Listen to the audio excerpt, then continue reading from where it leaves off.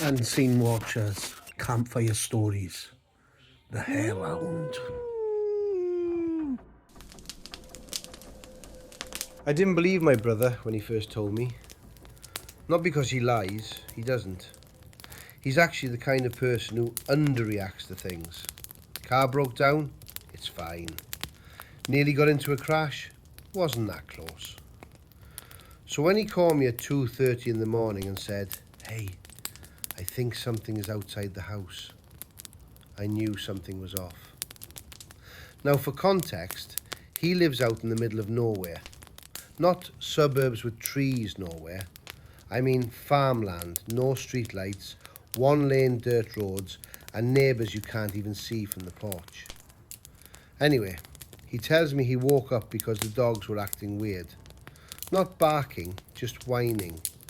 Low, panicked whining like they didn't want to draw attention to themselves. So he gets up, walks into the kitchen, and looks out the back window. There's a motion light that covers part of the yard, but beyond that, just darkness. And right at the edge of that light, he sees something. At first, he thinks it's one of the neighbours' dogs.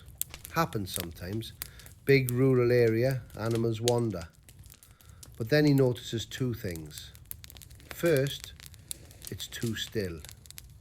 Not sitting, not standing like a normal animal, just planted there, watching. Second, the eyes. They weren't reflecting light like you'd expect. They looked like they were producing it. Not bright like a flashlight, more like a dull, steady glow. Enough that you could see them even when it shifted slightly out of the motion light. So he just stands there for a second, trying to make sense of it. And then it takes a step forward. He told me the way it moved is what really got to him. Not like a dog, too deliberate, like it was placing each step carefully.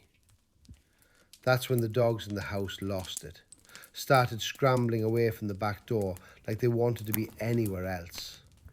My brother, he freezes, because now it's fully in the light, and it's big, like wrong kind of big, taller than it should be at the shoulders, with this thick, heavy frame.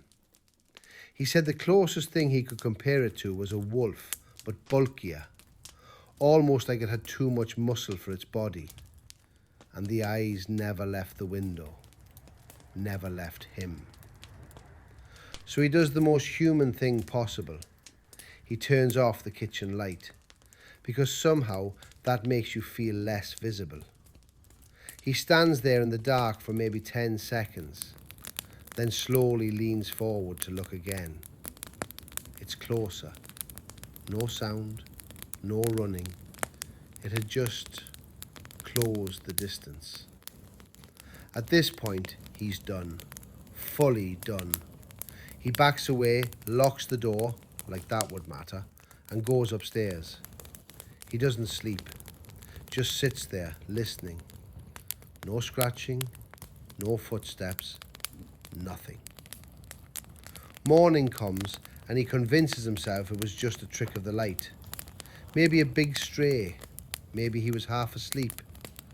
Until he goes outside. There are tracks in the dirt, but they don't make sense. They start about 20 feet from the house and then just stop. No trail leading up to them, no trail leading away.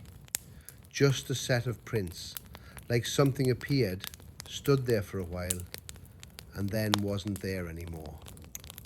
He showed me pictures later. I tried to explain it away.